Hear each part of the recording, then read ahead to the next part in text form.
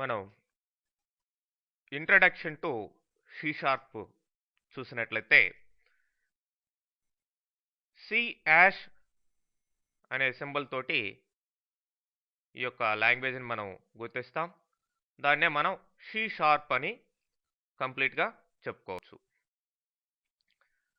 మరి ఇది ఒక powerful language. .NET applications develop చేసే దాంట్లో మిగతా లాంగ్వేజెస్ ఏవైతే అంటే VB.NET కావచ్చు, అట్లనే JAsh కావచ్చు, ఇట్లాంటి లాంగ్వేజెస్ ఏవైతే ఉన్నాయో వాటితో పాటు ఈ యొక్క సి షార్ప్ అనేది మెయిన్గా .NET అప్లికేషన్స్ డెవలప్ చేసేదానికి ఈ యొక్క .NET ఫ్రేమ్వర్క్లో ఈ లాంగ్వేజ్కి కావాల్సిన ఫీచర్స్ అన్నీ కూడా ఇవ్వడం జరిగింది. మరి సి షార్ప్ లాంగ్వేజ్ అనేది మీరు C++, జావా లాంటి లాంగ్వేజెస్లో ఏ విధమైన కోడింగ్ రాస్తారో అదే విధమైన కోడింగ్ని కొంతవరకు ఇది ఫాలో అవుతుంది. ఎనీవే, ఇది ఒక complete object oriented programming language. మరి మీకు ఇంతకు ముందర C++ కానీ జావా కానీ టచ్ ఉంటే ఈజీగా మీరు దీంట్లో చాలా వరకు వాటిల్లో ఉన్న ఫీచర్స్ని ఈ యొక్క సి షార్ప్లో తీసుకోవడం జరిగింది కాబట్టి మీరు ఈజీగా దీంట్లో అప్లికేషన్స్ డెవలప్ చేయొచ్చు. ఎనీవే, మీకు వాటి మీద టచ్ లేకపోయినా కూడా ఇక్కడ బేసిక్స్ నుంచి కంప్లీట్గా కవర్ చేయడం జరుగుతుంది. మరి ఇక్కడ సి షార్ప్లో అప్లికేషన్స్ రెండు రకాలుగా మనం డెవలప్ చేయడం జరుగుతుంది. ఒకటి కన్సోల్ అప్లికేషన్స్, రెండోది ఫార్మ్స్, విండోస్ ఫార్మ్స్ డెవలప్మెంట్. ఈ కన్సోల్ అప్లికేషన్స్ అనేటివి CUI ఎన్విరాన్మెంట్లో మనం ఏ విధంగా అయితే ప్రోగ్రామింగ్ రాస్తామో, అంటే C++, జావా లైక్ ప్రోగ్రామింగ్ ఏ విధంగా రాస్తామో అదేవిధంగా ఇక్కడ CUI ఎన్విరాన్మెంట్లో ప్రోగ్రామింగ్ అనేది ఉంటుంది. అంటే DOS బేస్డ్ ఎన్విరాన్మెంట్ లాగా కనిపిస్తుంది అనమాట. మరి స్టెప్ బై స్టెప్ ప్రతిదీ కూడా మీరు కోడింగ్ రూపేణ రాసుకుంటూ వస్తారు. అదే విండోస్ ఫార్మ్స్లో అయితే GUI ఎన్విరాన్మెంట్ ఉంటుంది. అక్కడ గ్రాఫికల్ యూజర్ ఇంటర్ఫేస్ యొక్క ఎన్విరాన్మెంట్ని వాడుకొని మీరు అప్లికేషన్స్ని డెవలప్ చేయడం జరుగుతుంది. ఎనీవే, మనం ఇప్పుడు ఈ యొక్క కన్సోల్ అప్లికేషన్స్ ఈసిడిలో మీరు నేర్చుకోబోతున్నారు. మరి ఈ సి షార్ప్ని స్టార్ట్ చేయాలి అంటే మీరు స్టార్ట్ చేయండి, స్టార్ట్ బటన్ ప్రెస్ చేయండి, ప్రోగ్రామ్స్, అండ్ ఇక్కడ మైక్రోసాఫ్ట్ విజువల్ స్టూడియో 2008 దాంట్లో దీన్ని క్లిక్ చేస్తున్నాం.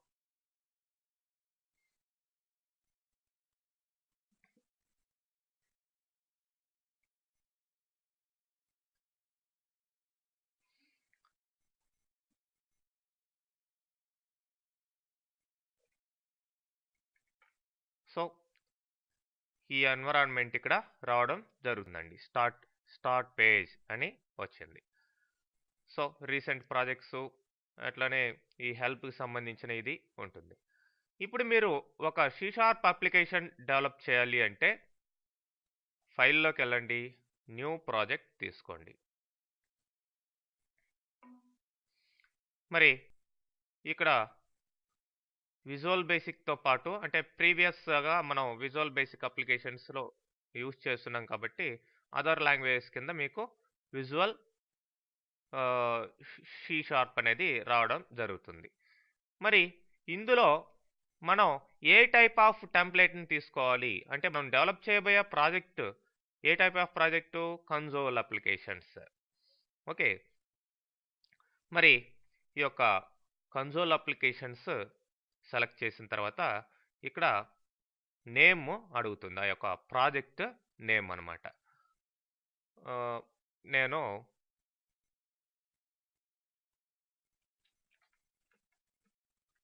ఏదో క్లాస్ 1 అని ఇవ్వడం జరిగింది. ఓకే ప్రెస్ చేయండి.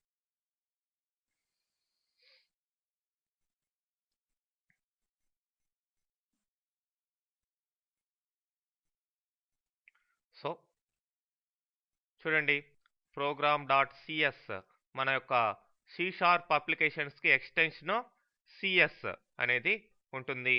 సో ఆటోమేటిక్గా మీకు ఈ విధమైన స్ట్రక్చరు రావడం జరుగుతుంది. మరి ఈ యొక్క మెయిన్ లోపల మీరు జనరల్గా కోడింగ్ అనేది రాస్తారు. ఎక్స్ట్రా క్లాసెస్ అవన్నీ కావాలనుకుంటే ఈ యొక్క నేమ్ స్పేసెస్ కింద రాస్తారు. ఇక్కడ కోడింగ్ రాయడం అంతా కూడా name space is collection of classes and A class is collection of all other data member methods etcetera etcetera. ఇప్పుడు బై డిఫాల్ట్ ఒక నేమ్ స్పేస్ ఇవ్వడం జరిగింది, దాని లోపల క్లాస్ ఇవ్వడం జరిగింది, దాని లోపల మెయిన్ మెథడ్ కంపల్సరీగా ప్రతి ప్రోగ్రాంలోనూ మనం ఎగ్జిక్యూట్ చేసేదానికి ఆ యొక్క ప్రోగ్రామ్ని మెయిన్ మెథడ్ అనేది అన్ని లాంగ్వేజెస్లో లాగానే ఇక్కడ కూడా ఉంటుంది. మరి పైన మనకి ఏవైతే నేమ్ స్పేసెస్ కావాలో, మనమైతే హెడర్ ఫైల్స్ ఏ విధంగా అయితే డిక్లేర్ చేసుకుంటున్నామో సిలో C++లో వాటిల్లో, అట్లానే జావాలో అయితే ప్యాకేజీలు ఏ విధంగా ఇంపోర్ట్ చేసుకుంటున్నామో, అలానే ఇక్కడ నేమ్ స్పేసెస్ ఏమేమి కావాలో అవన్నీ యూజింగ్ అనే కీవర్డ్ ద్వారా ఆ యొక్క నేమ్ స్పేసెస్ని మనం యూజ్ చేసుకుంటే ఈ నేమ్ స్పేసెస్లో ఉండే క్లాసెస్ని, వాటిలో ఉండే ఫీచర్స్ని మన ప్రోగ్రాంలో వాడుకోవచ్చు అనమాట. నేను సింపుల్గా ఇక్కడ ఒక కోడింగ్ రాస్తున్నాను. console.writeLine అని ఒక మెసేజ్ని రాయడం జరుగుతుందండి.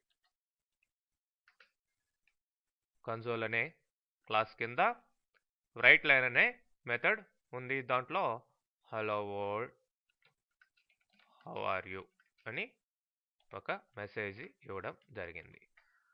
So semicolon, that's all. This is a small program. మరి ఈ ప్రోగ్రామ్ని వన్స్ రాసిన తర్వాత మీరు ఎగ్జిక్యూట్ చేయాలి అంటే ఇక్కడ చూడండి, స్టార్ట్ వితౌట్ డీబగ్గింగ్ అని ఉంది. దీన్నే మనం డీబగ్లో కూడా చూడొచ్చు. కంట్రోల్ F5 ప్రెస్ చేయాలి. స్టార్ట్ డీబగ్గింగ్ వేరు, వితౌట్ డీబగ్గింగ్ వేరు. మీకు ఈ స్టార్ట్ వితౌట్ డీబగ్గింగ్ ఇక్కడ రాలేదు అంటే మీరేం చేస్తారంటే టూల్స్లోకి వెళ్ళండి, కస్టమైజ్ తీసుకోండి. ఇక్కడ డీబగ్ కింద మీకు ఆ యొక్క ఆప్షను ఉంటుంది, స్టార్ట్ వితౌట్ డీబగ్గింగ్. దీన్ని డ్రాగ్ చేసి ఇక్కడ పెట్టుకోండి. అదేవిధంగా ఇంకా ఇది కావాలి అనుకుంటే మళ్ళీ దీన్ని డ్రాగ్ చేసి ఈ యొక్క డీబగ్ మెనూలో ఎక్కడ కావాలో అక్కడ ప్లేస్ చేసుకోండి. ఎనీవే ఆల్రెడీ మనకుంది కాబట్టి నేను తీసేస్తున్నాను. ఓకే, ఇక్కడి నుంచి కూడా తీసేస్తాం, టూల్ బార్ నుంచి కూడా. ఓకే, ఆ విధంగా లేనప్పుడు దాన్ని డ్రాగ్ చేసి అక్కడ ప్లేస్ చేసుకోవాల్సిన అవసరం ఉంటుంది. సో ఇప్పుడు దీన్ని ప్రెస్ చేసినట్లయితే మనకి ప్రోగ్రామ్ ఎగ్జిక్యూషన్ అనేది జరుగుతుంది. Hello world how are you అని కమాండ్ ప్రాంప్ట్ ఏరియాలో మీకు మెసేజ్ రావడం జరిగింది. Press any key to continue ఉంటుంది. ఏదైనా కీ ప్రెస్ చేస్తే బయటికి వెళ్ళిపోతాం. మరి ఇక్కడ మీరు కమెంట్స్ ఏవైనా ప్లేస్ చేసుకోవాలి అంటే ఆ యొక్క లైన్ ముందర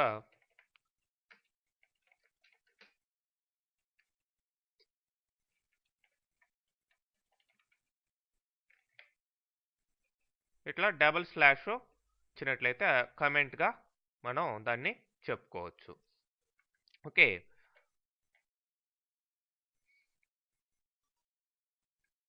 అట్లనే మామూలుగా మనం నంబర్ ఆఫ్ లైన్స్ కమెంట్స్గా పెట్టుకోవాలి అనుకుంటే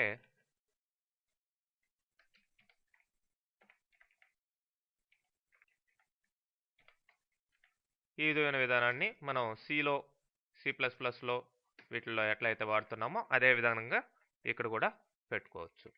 ఓకే, ఇట్లా మల్టిపుల్ లైన్స్ కమెంట్స్ పెట్టుకునే విధానం ఉంటుంది.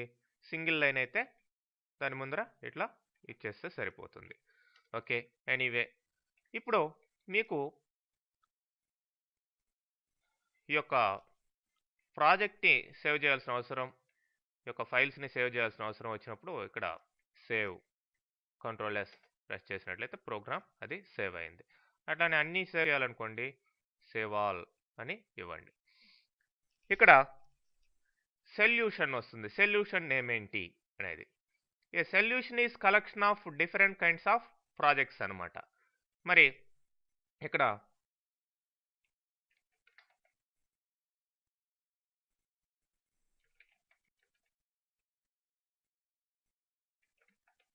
మై ఫస్ట్ క్లాస్ అని ఇవ్వడం జరిగింది. సొల్యూషన్కి ఎక్కడ సేవ్ అవుతుంది ఇది చూడండి, డాక్యుమెంట్స్ అండ్ సెట్టింగ్స్, ఐడోసాఫ్ట్ మై డాక్యుమెంట్స్, ఈ ప్రాజెక్ట్స్ అనే ఏరియాలో సేవ్ అవుతుంది. ఓకే, సేవ్ ఇస్తున్నాను.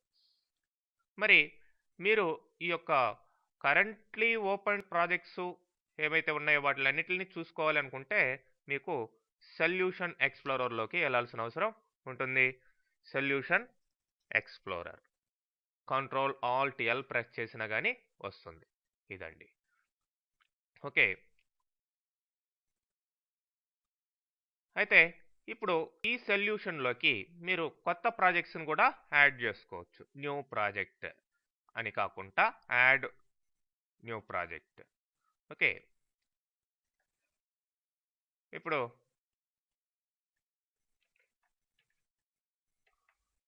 ఏదో క్లాస్ 2 అని దానికి ఇవ్వడం జరిగింది కన్సోల్ అప్లికేషన్స్ కింద.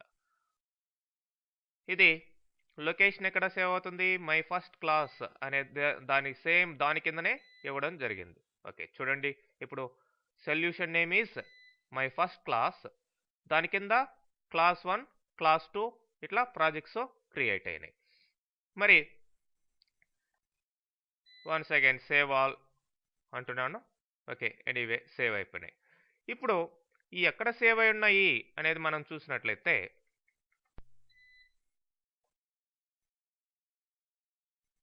చూడండి, my documents, visual studio and projects,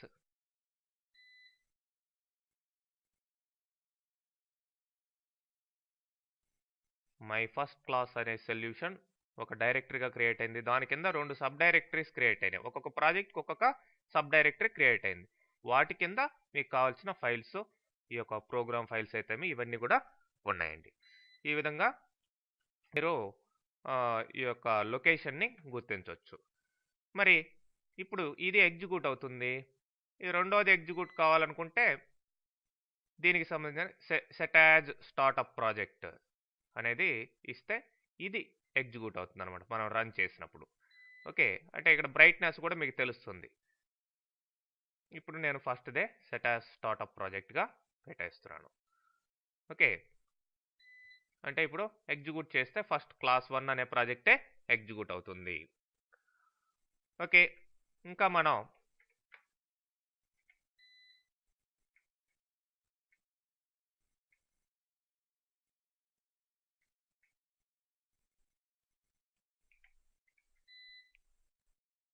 ఎన్ని ప్రాజెక్ట్స్ కావాలన్నా సరే దీనికి యాడ్ చేసుకునే అవకాశం ఉంటుంది. ఇక కొత్త ప్రాజెక్ట్ కావాలంటే ప్రజెంట్ ఉన్న ప్రాజెక్టు క్లోజ్ అయిపోతుంది అనమాట. ఓకే, ఈ విధంగా బిగినింగ్లో మీరు కోడింగ్ రాసేదానికి